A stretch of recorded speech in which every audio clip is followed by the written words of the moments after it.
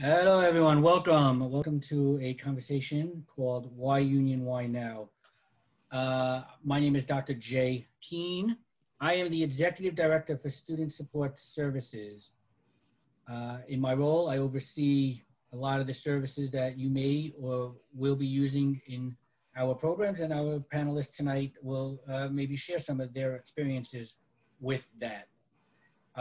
And I can always go into more detail on what each of our services are at another time. But tonight we don't have a conversation about why union, why now.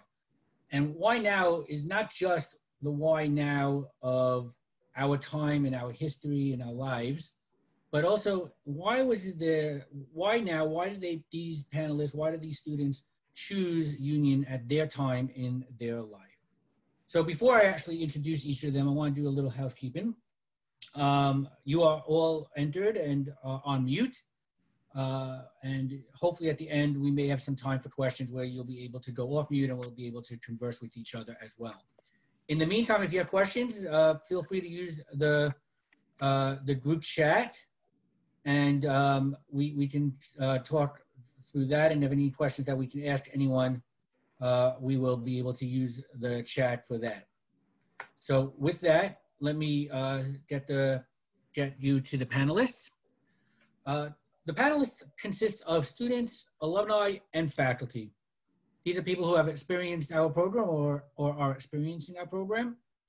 And I wanted to be able to present to you tonight from their perspective. I want you, students or incoming students, inquiries, people who might be interested, people who have been in the program already. I want to hear from your peers, from students who have gone through the program, about why union, why now. It's going to be a nice, informal kind of conversation. We will have 4 panelists. We have 3 on currently, and 1 will be joining us shortly. So let me introduce you to the ones that we have currently on. First, we have Mr. Christopher Pyle. Christopher is actually a double alumnus of Union. He had received his bachelor's degree in humanities, as well as a master's in science of organizational leadership. Then we have Miss Amy Bryant. Miss Amy Bryant is actually a current student in our PhD program. She is going with a concentration in education studies. She's also doing our MLK specialization and also receiving a certificate in executive leadership. So she's busy, and we'll discuss all of that as well. I'd also like to welcome to our panel Dr. Thomas Frederick. Dr. Frederick is our program chair for general education. And so he will be representing the faculty this evening. Like I said, we may be having 1 more panelist join us in a few minutes. As you know, there's stuff going on in the world, and she actually is a police officer, an alum of our Bachelor's in Criminal Justice Management program. And so with that, even though she was not on call tonight, there are things that do come up, and we appreciate her work, and hopefully she'll still be able to join us and join the conversation. So with that said, let's jump right into it. Okay, for the panel, I want you to tell us your story, your current job, your family, but also your story. What made you say you wanted to complete your degree? And why now? Why was that moment? What was that moment that got you to say, I'm going to return to school? And then what was the benefit, or what was attractive to be doing it online, right? And lastly, in this group of questions, if you can answer them all together, once you decided to say, now is my time, now is the perfect opportunity, I'm going to go back, it's going to help for you, whatever the reason was, and please tell me your story. And then you said, all right, online is beneficial for me, right? Or majority online. Some of our programs do have residencies. But why choose Union? And how did you find out about us? What came to go about that? So with that question, or shall I say questions out there, let's start with Mr. Pyle. If you can go ahead and tell us your story. It's interesting, Jay. Thank you for allowing me to be here. What is interesting is you were saying why union, why now, because my now occurred twice with the union, as you alluded to, but over a 17-year gap. So I earned my bachelor's in 2001 and I earned my master's in 2018. So 2019. So I had a why now twice. And for me, I was a single father.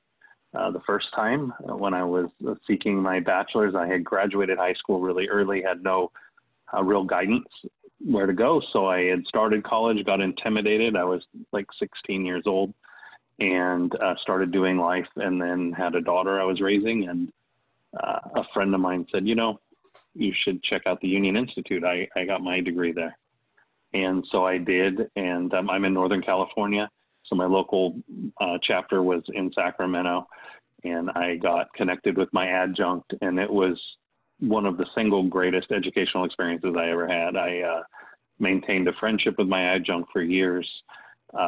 He was such a mentor. The things that you're able to do in a virtual or, stopping in on a campus on occasion when you're in the virtual environment are unlike other opportunities that you might have in an in-classroom setting or a larger in-classroom setting, especially where perhaps you have an undergrad teaching or whatnot. We took field trips together to libraries, to bookstores, and I'm literature major, humanities the first time. So exposed me to a lot of different genres and different authors. And then I went into the work world for a long time, but I've always had this drive to earn a graduate degree, and I've owned multiple companies and whatnot over the years, and I wanted a degree in leadership. I was moving out of being a sole proprietor and working for a Fortune 500 company. I worked for a large healthcare company out here in California, and I wanted that leadership degree. I've always been drawn to it. And again, I have relationships that we've built in that program that extend out, that have dovetailed with my work life. I mean, literally had professors and directors, presenting and talking to my team at work. And here I am, sitting here with the Union, post-graduation. So I found it challenging. I enjoy the flexibility, and it worked for me being a single parent. And then 14 years later, I was a single parent again. So now I have a 12-year-old. So I did it both times. It worked perfectly for my lifestyle. So that's a little bit of my story and why here and why now. Great. Thank you very much. And we might dive into a little bit more later about when you say, you were going into a leadership role. We'll talk more about what you do and how your degree actually helped you with your job. Ms. Bryant, you want to share some of your story? Sure. Good evening, everyone. I think for me, I know for me, I was always, growing up, I was always in school. So at the age of 21, I had my master's degree. And my family, my father was ill. And so both parents became ill. I became a caregiver. And so I went into the K through 12, working in that arena of education. And while I was taking care of my parents. So I had this master's degree. I'm only 21 years old. And so needed to build that experience up. But at the same point in time, I'm taking care of my parents. And so I did that for a number of years. I never really thought I would find myself going back to school, anytime soon, because I had a lot on my plate. And time passed. And still continue to work in education. My father passed first, and then I took care of my mom, and then when she passed, it was at that time that I decided that I needed to make a move. I'm originally from Chicago, Illinois, born and raised on the south side of Chicago. And so 4 years ago, I decided that I was going to pick up and move, and I moved across country. Moved across country not knowing anybody. And ended up, so to speak, at Union, and did not know. When I came here, I had no idea what was waiting for me or the great things that were waiting for me. And I came in and I interviewed, and Union was the first job, and it's been the only job I've had since I've been here. So you find out I came in and got into management. And as I'm in management, I knew, you're learning about all these different programs, but what I really loved was getting to meet some of the instructors and seeing how real they were and how the relationship between the students and the instructors were. And so it was when about what now it's been about a year and a half, almost 2 years ago, I was approached and stated, Amy, did you ever think about getting your doctorate? And I said, well, I thought about it, but I need to get my, everything lined up. I don't know what I needed to get prepared, but I needed to get everything for what I thought it should look like. What I learned is that you're never, ever really ready. You just need to get in there and do it. And so you feel, now you go a year and a half later, I'm in the middle. I'm about to start the literature review part of my dissertation. And so I cannot, at this point in my life, I almost feel like I'm living my best life because I'm able to reach, this dream that I wanted. I feel in my life for the career that I want, that I need in order to make the advancements that I want as a woman, as an African-American woman. And so I'm excited about where I am right now. Mm-hmm. Great. Great. And I think I heard in both of your responses, aspects of family driving you to actually go further, but also grow further in a specific way that you were able to do it flexible wise and being able to manage. And we'll talk a little bit more about that. And I'm also going to want to talk about that, now that you chose Union and you've been here, right? And Christopher, you've graduated. Amy, you're going through the program. But what might have not worked so well in making this decision? What were the challenges? So we'll get back to that in a little bit. But first I want to turn to Dr. Frederick. And I want to hear your story. What brought you to Union? What you're coming from a different perspective. You didn't come to us to pursue a degree, but you came to be a faculty member and a program chair. And also, what did you know about Union, the history of us being distance education, and how much of that, played in your decision to come work for Union? I think I came to Union the way most professors at Union come, and that's through the workforce. I was a assistant principal and principal in the local school system, teacher principal, assistant principal in the school system for 40 years. One time I got some student teachers into my school, and they were the best that I've ever had. And I went and talked to them, and I found out that there was something different about a Union student, and it was that Union students come with experience. Union has never been a university for the high school student to jump right in. We very rarely have the 20-year-old. We have the 30, the 35, the 40-year-old who went out in the field and is a paraprofessional in the school, or a police officer in the force, or working in social work. So our people are coming back to college after they've had their family, after they've begun a career, and they're looking to advance their career. Just very briefly on history, just so you know, Union was established in 1964 as an experiment, specifically for the non-traditional aged student. Back then, to go to college, you needed to go to class between 9 and 5. And you needed to go with the 18, 19, 20, 21-year-olds. We were a part of an experimental age group that created a way for the older student to come back, to take advantage of the experience that they've already had in the workforce, even to the point of getting credits for some of it. And that's been our niche, and it's our niche to this day. We focus on the student who started and did not complete and who's coming back.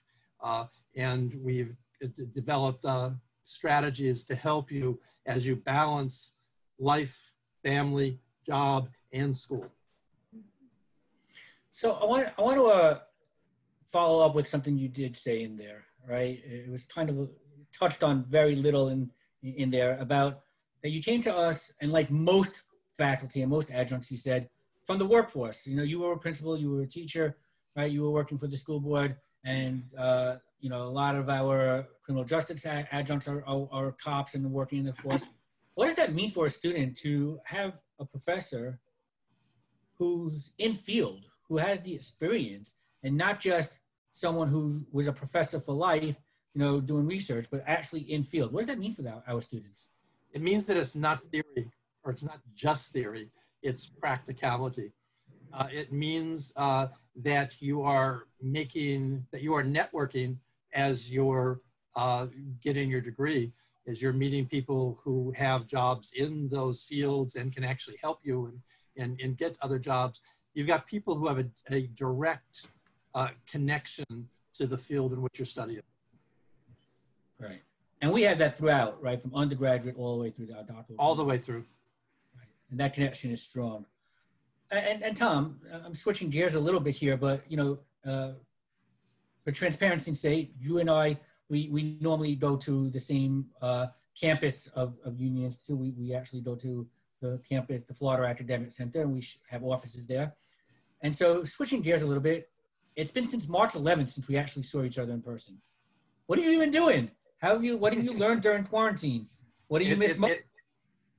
Yeah, Jay and I are from the Florida campus. And we have campuses in Ohio and two campuses in California. And we've been working virtually, but you know what? Our life has been a matter of Zoom meetings and a matter of staying connected virtually. It really hasn't been a difficult task for us at Union because we're an online university. We're already have developed the strategies to connect with our students. There was no transition with us, with students. We did not go to just having Zoom meetings. Instead of having class face-to-face, have it on a Zoom meeting. No, we've already established different things to make online learning better. But yeah, we've been, it has not been that big a transition for us because that's how we. All right, but that was academic, Tom. Let's loosen this up a little bit, During the times where we're not seeing each other in a box in Zoom and we're, not working, what have you been doing? Have you binged anything? Reading a good book during quarantine? You want me to say I miss you, Jay? No. That's what he wants. That's what he wants. No, but come on. What have you been doing? Any new books, anything you can recommend to the panel, to the attendees? Let me hear. He's playing around. There he is. That's my backyard, Jay. That's what I've been doing. When I do my email in the morning, I've been doing it from the pool. And then I come and do my work. We've been having a good time. Christopher, Amy, any of you want to jump in? What have you learned? Did you learn anything by being down? And you're both in California, and we're now, we're in Florida, so we're also in an epicenter at the moment. And you've had your challenges at the beginning and currently, but while you were home, and did you binge anything? Did you read anything? Anything you like to do? Anything you learned from this experience? Well, I'll go. As you can see, my background is the office. So while you all have been at home remotely, I do come into the office at least 3 times a week, but I'm the only one here. And so it's no problem whatsoever. But I don't binge anything. If I'm binging, I use this time constructively to do homework and to read the thousands of books and pages that I have been given. So my life has already been dictated as to what I'm doing. But well, are you only saying that because you're afraid, some of your faculty might hear this? No, if I'm smart, I am reading. I think I don't have any friends or colleagues that are students that we're not doing the same thing. I will say that it has offered me, and I know this is, I don't want it to sound bad, but the pandemic and everything, or things being shut down, the thought of things slowing down has caused me to kind of slow down and kind of, manage time a little better. So then I can do more reading. I can, make active use of the time. And so for that is, in light of a bad situation or in tough times, challenging times, is, it's helped me in some. I've found a way to keep going. And school has helped. I have to admit, online school Union has helped tremendously because being in a house and, for some people, it causes some other type of emotions, things of that nature. And so if people are living by themselves, but when you have something constructive to do, it does help. It does Great. at times, yeah. Great. What about the traffic? I mean, you're still going into the office. Is the traffic a little lighter? Let me just share. Anybody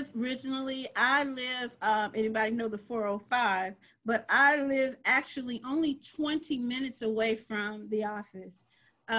It's been, I have to say this, it's been wonderful.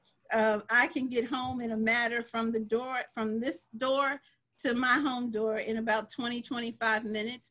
On a regular day though, when everything is back in session, up and running, it would take about a good hour 15, depending on what time I leave out. Yeah. So, you know. Well, I mean, I'll say, you know, I do miss going into the office, but there's definitely benefits to working at home. But there's also, you know, I have all my family home now, right?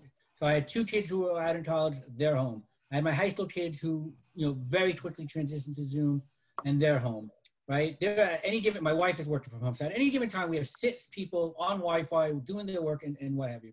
But we also started having family dinners again, and we started playing games, and we did puzzles, you know. So there are definitely benefits to having this quarantine that you don't want. You want to get rid of it, and we want to get rid of the pandemic.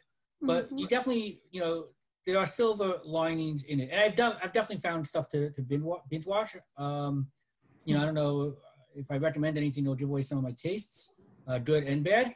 But I've done that, and I read. You know, I kind of read. I find myself I read like old episode TV was, right? Because in the old times, you had to watch, if you watched the TV show, you'd watch it, let's say, every Thursday night, every Tuesday night, and then the following week, a new episode would come on. I kind of only read once a week, so I'll read, and then I won't pick up the book for a week, so now I have to remember where the, you know, the book left off. The same kind of thing that you wait a whole week. Christopher, what about you? Currently reading Robert Greenleaf's Servant Leadership.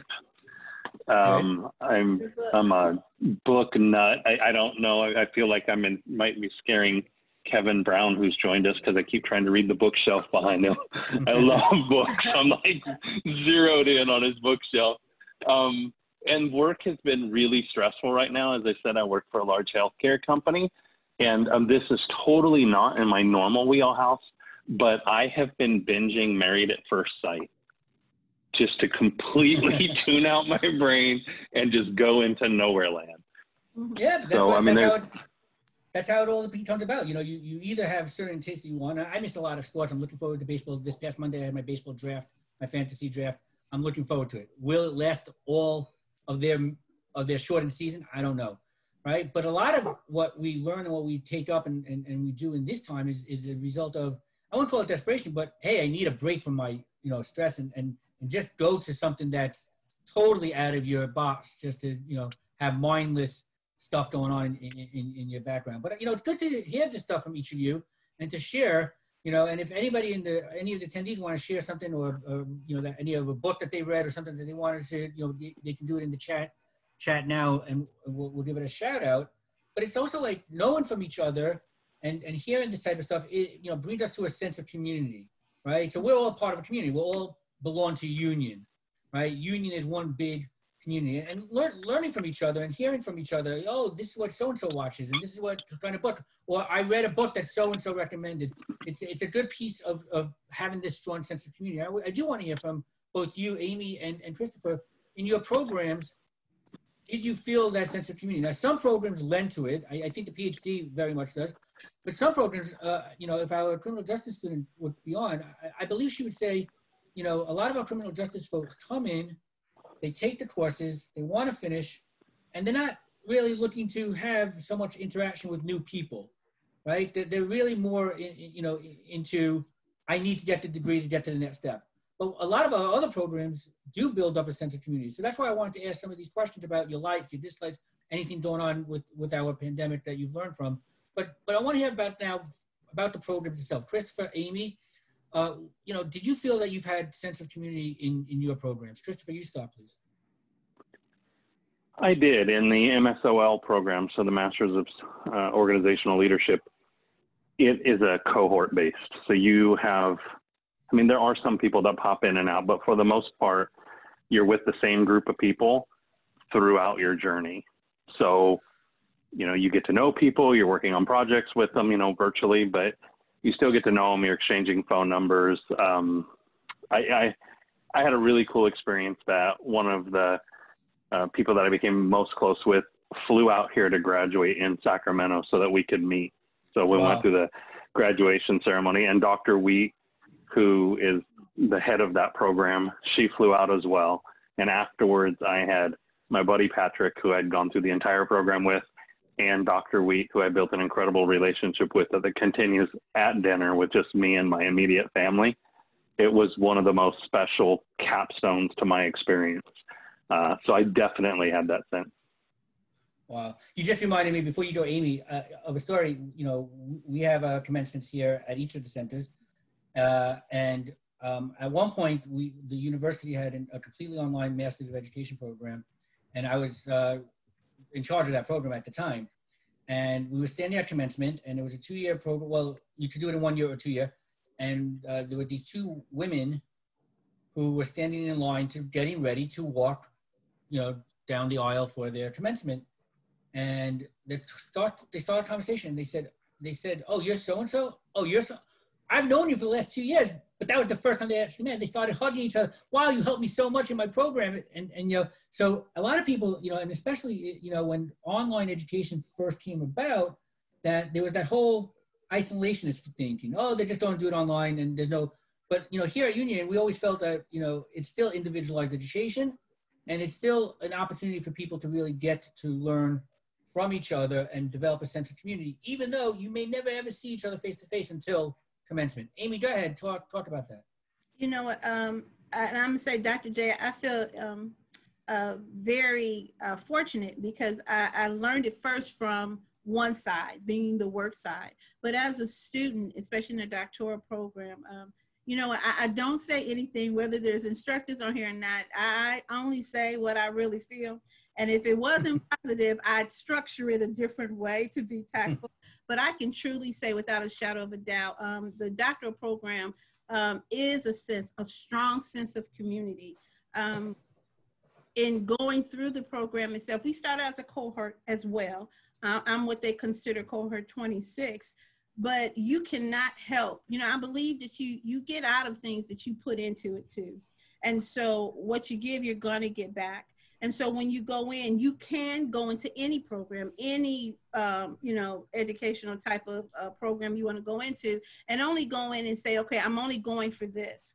But if you only go for a strategic just to get that degree, you're missing out on so much, on the people that you meet, on the relationship you build with instructors that's going to last a lifetime. And so those are some of the things that have been key. In going through this pandemic, I honestly can tell you, we had to build a strong source. Thank God for Zoom, because we literally were coming together to talk, just to help each other through.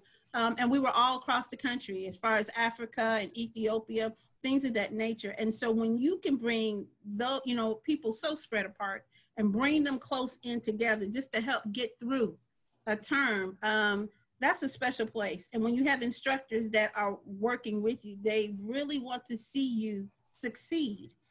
I've been in colleges where, you go in and you sit in as a class of maybe 200 to 500, and, the instructor may never know who you are. You know what I'm saying? You may never build that rapport. You're just another number. In this doctoral program, and I'd say for all of Union, you're more than just your ID number. And I think that's important, that students like to feel that they're a part of. Yeah. Great, thank you. And that's Can I jump in? You can jump in, because I was going to turn to you next, and I want please jump in. Okay, I want to jump on that. I wrote an article 3 years ago called The 5 Myths of Online Instruction. And myth number 3 was that collaboration is not possible in online instruction. And it definitely is a myth, because we establish some better community and better collaboration online. When you do asynchronous discussion boards, you can't hide. If you're in a classroom, you can hide and never respond during the whole term. But when you are in an online environment and structured properly, you are part of the discussion all the time. You cannot hide. You have to be part of it. It's recorded, and there is a lot more collaboration in an online setting than even in a face-to-face setting. Great, yeah, and that's exactly what I wanted to ask you. What, from a faculty standpoint, what do you do? So you have these discussions, you have threaded discussions, you have chats, right? Do you, I know some faculty also like hold online and maybe Zoom office hours, you know, come meet me and develop this, right? And it's very important to have the students interact with each other so that, you know, there's definitely a lot of research, people who feel connected and feel part of a community certainly succeed more. And building that into online is very important. Go ahead, Tom. At a lot of universities, you see your professor during class and you see him or her during their office hours. At Union, you have the phone number of your professor. You interact. We're expected to get back. Our expectation in our contract says that we have to get back to you within 48 hours. We get back to you within 24 hours. We get back to you within an hour. Union faculty are different. That's what makes us Union. Right. So Amy, go ahead, Chris. Go ahead. I just wanted to say too, like, I do think that the faculty is one of the most appealing aspects for me. And not that we don't engage and there are group discussions and stuff, but also I don't know who might be looking at distance learning because they don't necessarily want to be forced to always be in group settings. So you do have group projects most of the time and you do have to respond to your discussion board. But I also want to let the introvert know that if you don't want to, you know, they don't make us like dance before class together and sing songs and whatnot. Like you can also have your private space too. So it really is about what Amy said, what you put into it, you'll get back. So I just want to say both are there. Like absolutely online does not exclude collaboration, and a lot of the courses are designed for us to collaborate, but you can also have your time and do this your pace and your style as well. It's pretty cool. And your own time, because everybody, the things are structured in such a way that if you work 9 to 5, you can do your work at night. If you work at night, you can do your work during the day. And you still can get that collaboration going on within the online setting, because we're not based on synchronous Zoom meetings. We have developed the art of asynchronous online so that we can, because we know the working adult in different time zones, like Amy mentioned, people from Ghana are in the program, people from Jamaica are in the program. There are 3 hours difference between Miami and Fort Lauderdale, in the West Coast, Los Angeles. Sometimes between Miami and Fort Lauderdale. Yeah, correct.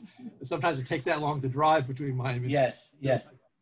But we've learned how to make it flexible and make it work. Right. And it's like what you said, and you touched on it, this is not new to us, right? We weren't, you know, developing or having classes, and suddenly a global pandemic hit and we had to scramble. We were able to make the transition because there was no transition for us, and we were able to, you know, keep our sense of community, keep our academics going. Amy, you mentioned, you know, in there that if there was something, you know, that you don't want to sugarcoat, something that there's a challenge or a difficulty, you'll say it. So without getting into specifics against anybody that you may have, not challenges against people, but what was challenging for you and Christopher? I mean, what's challenging about coming back? What didn't work out so great? Or, you know, it's not always so, you know, roses and sugar cubes. Is that a saying? You know what is the challenges? Go ahead, Amy. There are challenges. I mean, when you're looking, for me, it was more than 15 years, you all, since I had been in school, and now I'm going back. And so you're talking about 15 years of life experiences, of dealing with things. Now I'm going to go back to a classroom. And so there's different things that I desire and that I wanted to get out of this. And sometimes when you go to classes, everyone might not be at the same the level of expectation or the same level of patience with everyone. You know, there's different types of personalities, and those same types of personalities with their differences, with what they feel is important. We're a strong social justice school. And so in the doctoral program, you have a lot of people who are, you know, strong and passionate about the things that are going on and what they see about their opinions. And so, you know, I go in and I hope that everybody can agree to disagree and things of that nature. Sometimes it's not like that, and you still have to be able to overcome. But I think the perception of what you want to get out, you will go and you will adjust yourself. And what I mean by that is it's a thing of self-growth and development. So I found when I came, I really, really worked on Amy to see, again, what did I want to get out of this? Let's be real. We come to this culture, and that's what I call it, and that's what we refer to it, this union culture. But, you know, regardless of the fact, the bottom line is you pay for this union culture too. So it's so important to stay on task and to really know what you want to get, because you can get distracted. Life can distract you. And so I think those are some of the biggest challenges. And then when you come into a group, being able to effectively communicate with the group. And that a lot of times, most of the time, that's work that Amy has to do. So I had to adjust myself. And I think if everyone does that, it doesn't happen all the time, but you know how to work effectively with people. I think that's been my biggest thing, is to be able to do that and accomplish that so I can stay focused. As with anything, it's easy to get off track. It's easy to lose distraction. Work, some people have kids. It's very easy. But if you know what you want to do, you plan that out, and then you work your plan. And that's all you can do. And you don't let anything distract you. That may seem cliche, but it's so true. It's been successful for me. And so things get hard, don't get me wrong, those papers, and sometimes I'm looking like, oh Lord, what did I decide to do? And you know, there's doubt that comes in your mind. But then I have to remember why I started this process. And it's a constant growing and development of self, not the other people, of self. You'll have different instructors, people with different expectations, but at the bottom line, you have to conform to what is needed in order to be successful. And so that's just managing your time, managing yourself. I don't know, Christopher, do you have anything to say? Yeah, I think, you know, there are many reasons why we choose a school that specializes in a format like this, right? So one of the things that's appealing is the pace with which you can acquire your degree. And with that comes, you know, some pretty intense timelines. What I think I want to say is, if you have a heart to get this education, you can do it. I think for me, many times, the most difficult part were the other students, because different people have different levels of commitment, much to what Amy was just saying about how you motivate yourself. You still have to get through the course. So, but isn't that life, right? Most of us have a couple of years of life experience. So, you know, you really do need to focus on you. And then I think, again, you won't find a bigger champion of the faculty than me. But I leaned into my faculty. They are really there for you. Many of them, you know, like, you have their numbers, and they really are there. And so if they find you engaged, it's really fun. So like, I'm a geek for leadership. I'm always in a new leadership book. I love it. So it's a perfect degree for me. So when my professors see that, and they see you engaging and whatnot, then they lean back in twice as hard as well. So I got a lot out of the program. But you're going to have a wide variety of people with you, and it is fast paced. Well, but I don't want you to, you know, discount yourself and say, oh, I can't do fast. You can do it. You can do this program, and everyone is here to help you succeed. Go ahead, Jay. Sorry. Well, let me ask along that lines and succeeding. To either one of you, what resources did you utilize? Did you use the library? Talk about it being a virtual library. How would the librarians, writing center, career services, any kind of the services that we may have had, what did you use?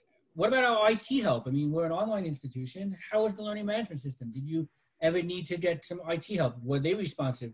Talk about that. And maybe also what other strategies you've used to be successful in our program. You go first, Amy. Okay. You know what, IT, the Writing Center, the library, I've used them all. And they've all been helpful. They've been very helpful. The library, actually the library itself and the Writing Center is something I will continuously use. You know, some people use a Writing Center for various, but whatever your need is, they're able to help and assist in whatever way. For me, I love to write. So the Writing Center is somewhere where you can give your papers and they'll give you feedback, you know. And so I just really wanted somebody to look at my papers and, you know, if you can, I didn't need a whole lot of editing, but I did need that feedback of, you know, the target audience, things of that nature that I needed for what I was doing. And they do that. They make appointments with you. No matter what time, they're willing to work with you. They do call you back. Sometimes, you know, you call somebody and you need help and they'll say, okay, let's make a time. And then they don't. Never has there been a time where I've called the Writing Center and they have not come through, have not given, you know, good feedback. Now, they're of course not writing papers for you, but they will definitely look at what you have and help you in what you've constructed. So it's been very helpful. The same thing for the library. The library, I love the library. And if you don't know, you know, if you can't find something, they're willing to help you. And just recently, last week, looking for something, and Susan Whitehead, who needed to find something, she went out and got it for me. And I was just so appreciative. And that was in less than 24 hours, you know. And so you just have to make it known if you need help. So they're there. Mm-hmm. Christopher? I had a very clever instructor that built navigating and getting to know the library personnel into part of our curriculum. So we had to engage.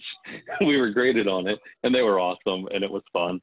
And then, but I didn't use a ton of the resources. And when I did need some IT help, they were almost instantaneous. So library was really helpful, and IT was really helpful. So, I mean, I think that's a good example, too, on how much you need to lean in. The schools there, how much you don't. They let you do your thing, you know, get your stuff in. So great. Tom, Dr. Frederick. Yeah, you know, let me just say something about the library. We have been a distance learning institution from the very beginning.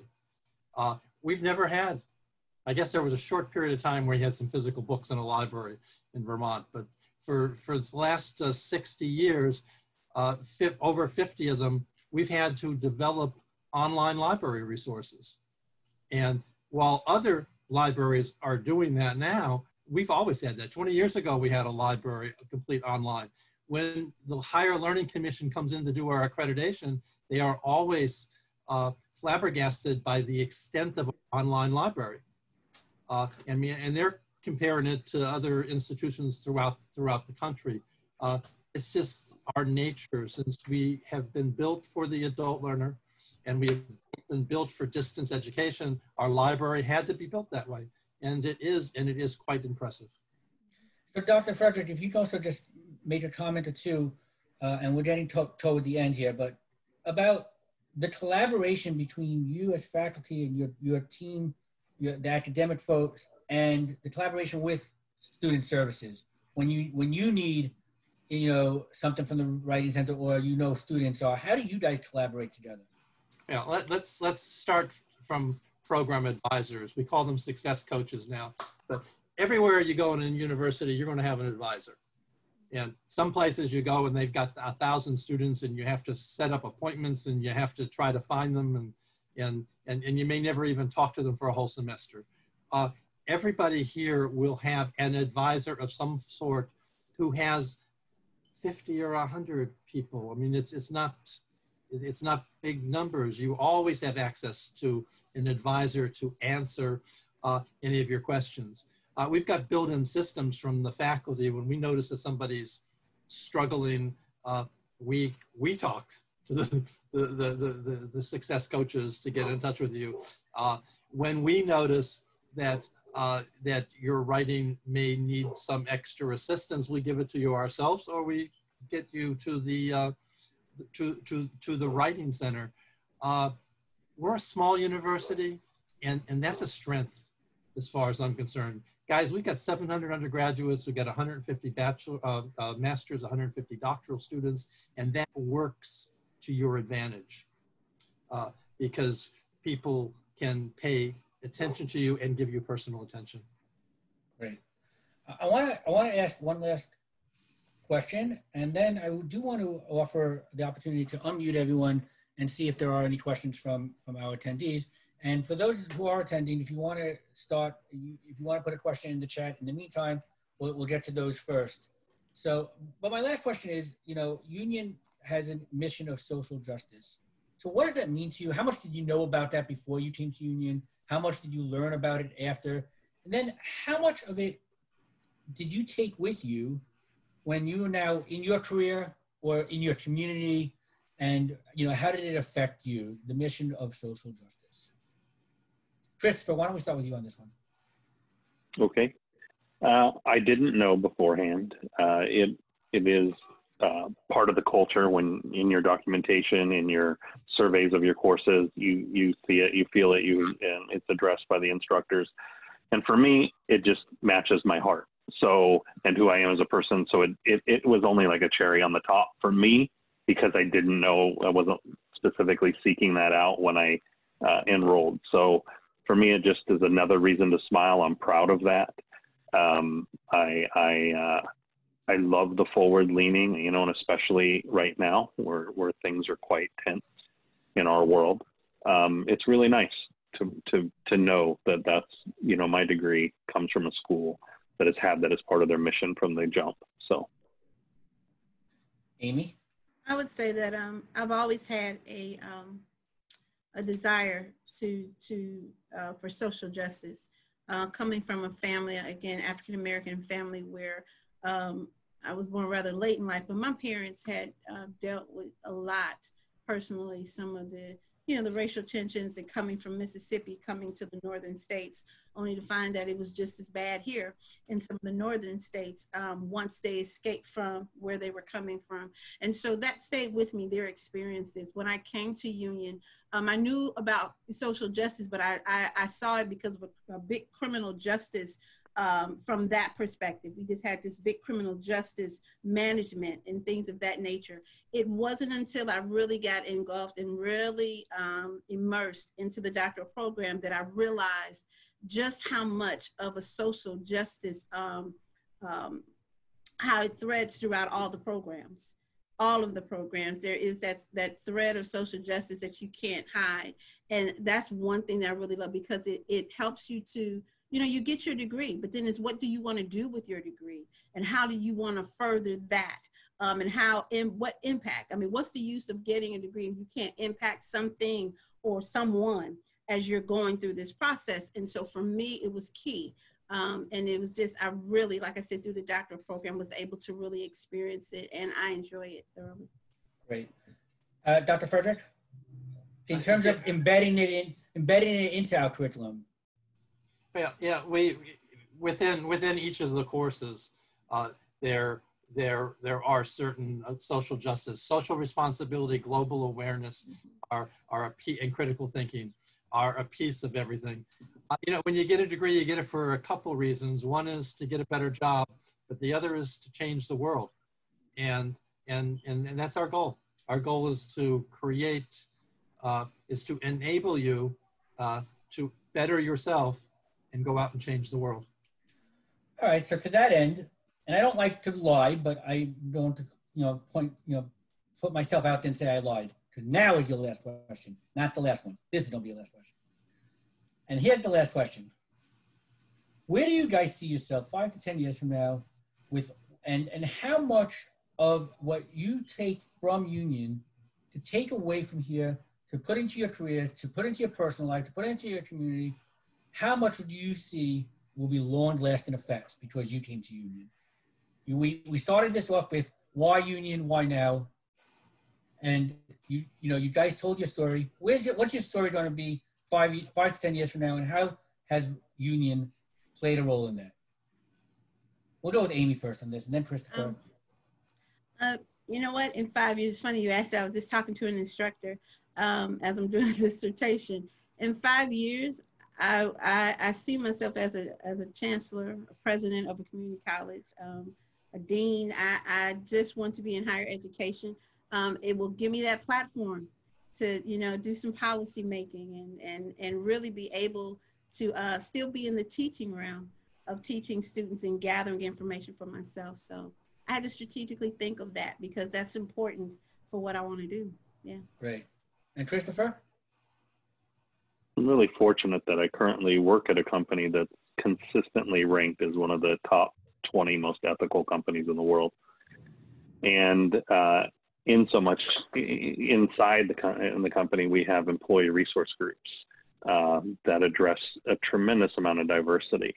And I've had the opportunity already to lean in and lead quite a few efforts, partnering with my professors in some cases from the union. I'm so tied to this university. But I've been able to lead efforts on women in the workplace and diversity in the workplace. And I just led over 1,000 employees through a self-care series to help in the new normal that we're experiencing right now. So I anticipate growing upon that, becoming even more of a leader as the organization becomes aware of me. We're a large company, over 7,000 people. So as more and more people become aware of me, I'm, you know, building my brand, and I have that degree from this university that supports that, and it's just embedded all throughout. So it really is a nice little tapestry for my career. Great. So I really think, thank you very much. That's a great way to end. And I thought this conversation was really good and really informative, and I really liked it. And hopefully we can build on more of these in the future to build this sense of community. So before I unmute it, do you have any other last comments, anyone from our panel? Any thoughts before I unmute it and open it to the attendees? I really just want to be here and answer any thoughts or questions or concerns that people might have. Yeah. Great. So I just unmuted it. Does anybody want to speak up and say something? You can raise your hand. Looks like they're still muted, Jay. Oh, are they personally? No, I think I unmuted them. I think those people can now. There you go. Yeah, people can unmute themselves now. Now you can unmute themselves, yes. Yes. All right. Does anybody, well, I really appreciate you guys taking the time to come out, even though you're not out, we're not in an auditorium presenting, but coming to take your time and listen to our presentation. It's, we hope that you are successful in your journey here. And if you have any questions, feel free to ask. And I am going to right now put my name again and my number in the chat. I'm available for any kind of communication or any kind of questions that you may have, and connect you to any kind of resources that we have throughout the whole university. So I'm going to do that while we do this. And then if anybody again has any questions, feel free to ask. And then if not, we'll wrap it up.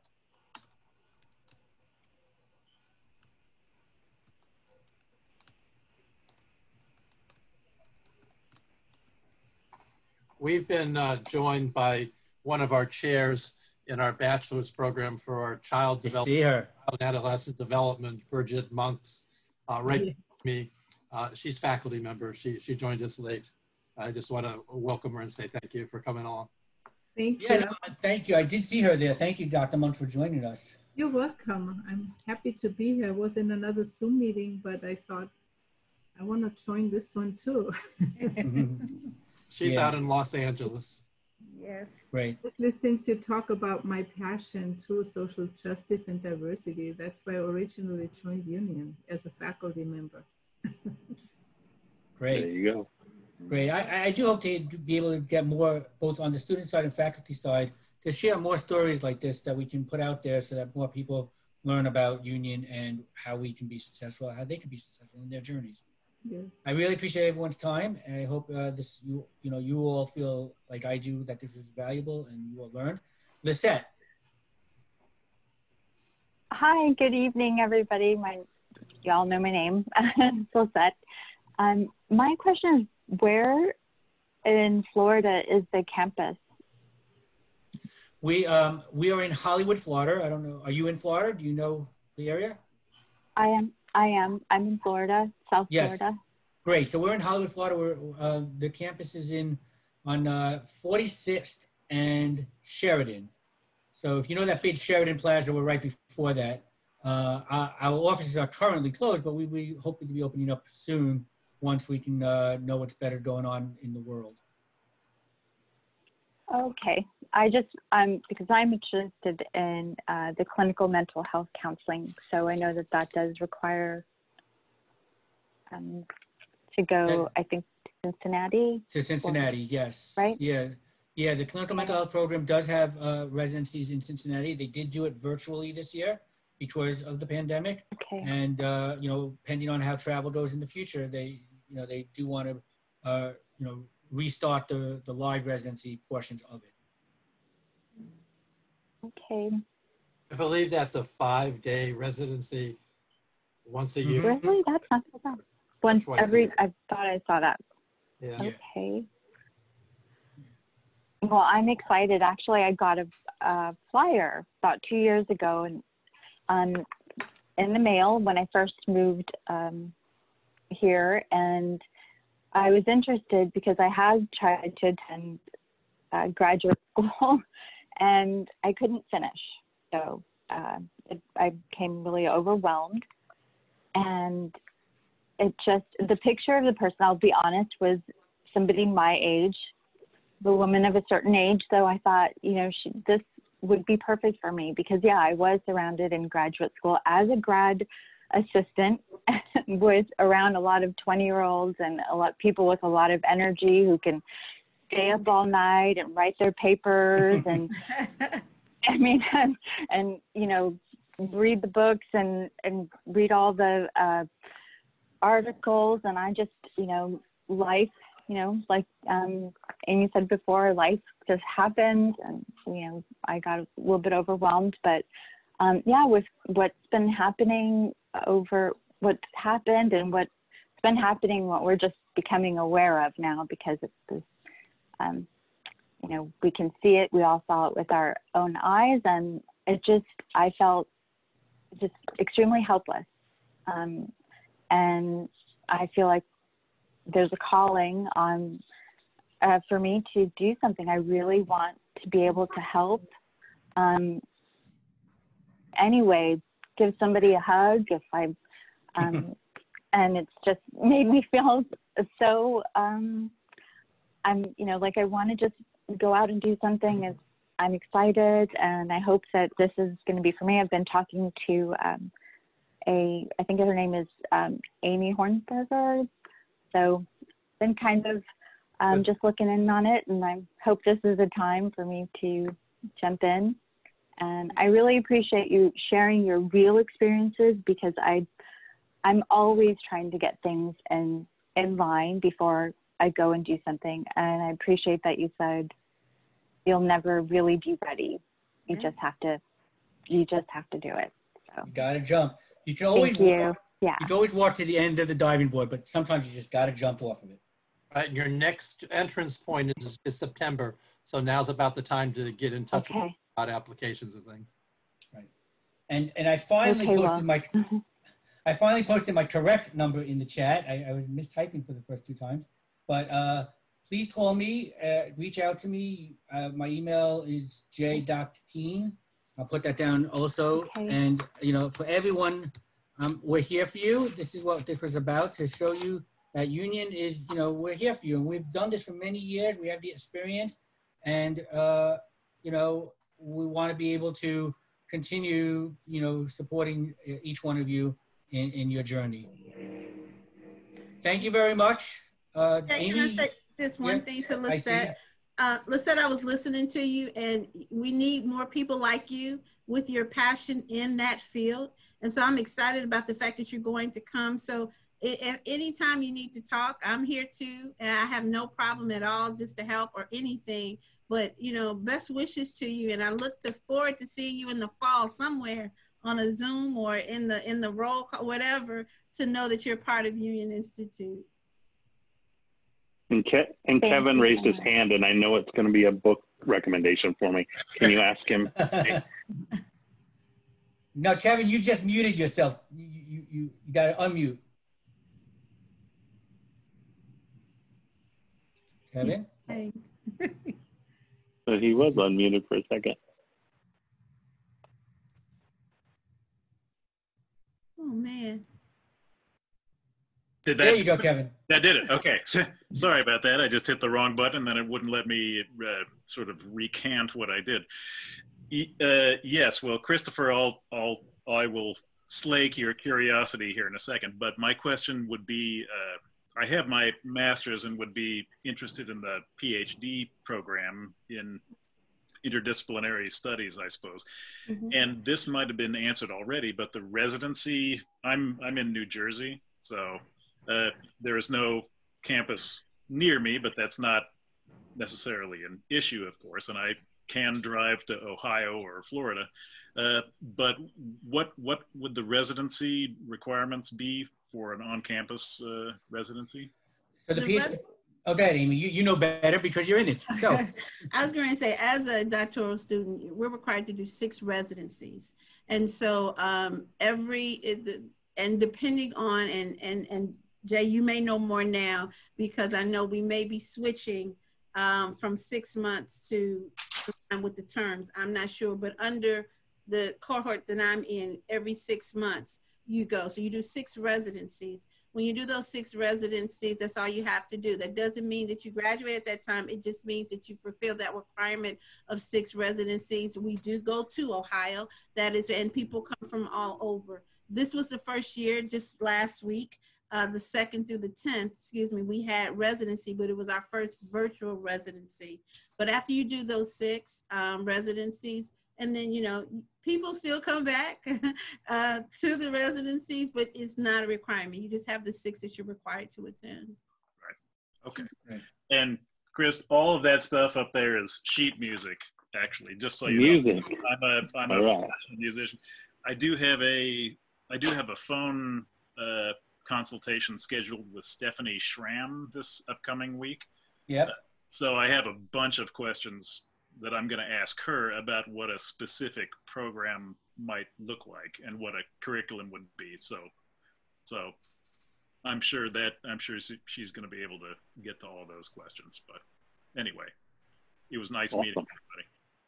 Great. And it was nice meeting you. Nice meeting everyone. Is there any last ones? I don't want to cut people off if they do have questions, but the time is getting late. All right. Well, I really appreciate everyone's time. And again, please feel free to reach out to any one of us, to an admissions counselor if you have any further questions, to anybody on the academic side. We're here for you. And I hope you really enjoyed this time. I know I did. So again, I want to really appreciate and really thank Christopher Pyle, who is a double alumnus of our programs, BS from in Sacramento. And he also got his master's in science of organizational leadership. And then Amy is currently going for a PhD with a lot of specializations and a certificate, and she keeps going and going and going. So she's and it's a great resource to everyone who's interested. And Dr. Frederick, thank you so much for joining us and giving us the academic perspective and the faculty side. Have a good night, everyone, and stay safe, most importantly. Take care.